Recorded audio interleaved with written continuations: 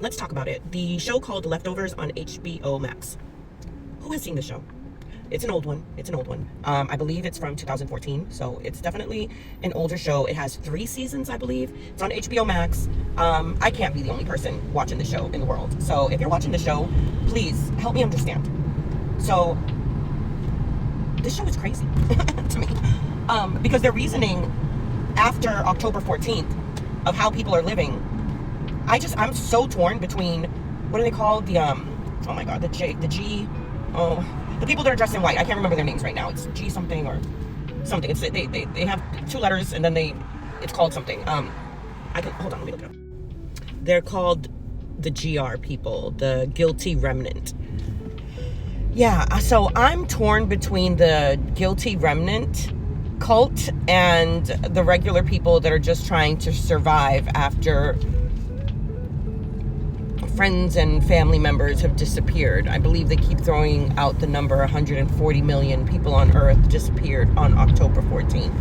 If that's not the most craziest thing ever, how I didn't hear about this show back in 2014 is, I don't know where I was at, but I find it to be very interesting. Now, are some of the episodes a little, what do they call it, slow burn, that it's just like, oh God, really? We're talking about this? But for the most part, it's really interesting, and just a crazy story to me. Like Kevin having to kill, oh my God, what was her name? I'm so bad sometimes that I can't remember things. Patty, having to throw her as a child in the well. Like, what the hell? That's where I'm at. I'm on season 2, episode 8. The baby, the son disappeared. This therapist is back. It is crazy to me, this show. So anybody who's watched The Leftovers, what do you think about it? Are you on the GR side? Do you believe that the world ended? So the GR, the guilty remnant folk, they excessively smoke cigarettes all day long. They wear white. They all live in a house, sleep on the floor together. Their belief is that the world ended on October 14th. And don't quote me, but they say things like, there's no such thing as love or family or anything like that, because it can be taken away from you in the blink of an eye.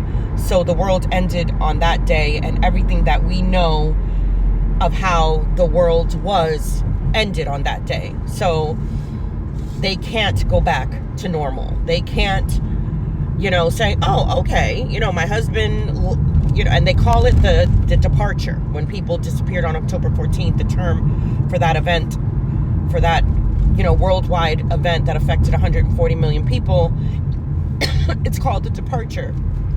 And,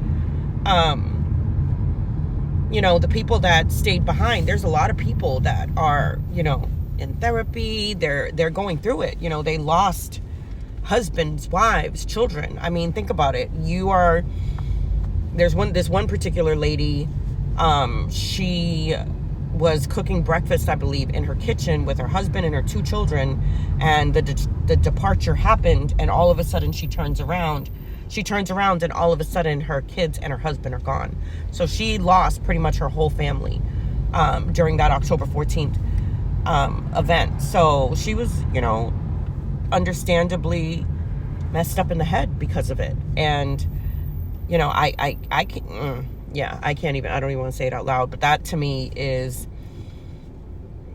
very, very scary. And then the people that are left behind are also trying to have an understanding as to why did they get left behind? Why weren't they taken? And who took them?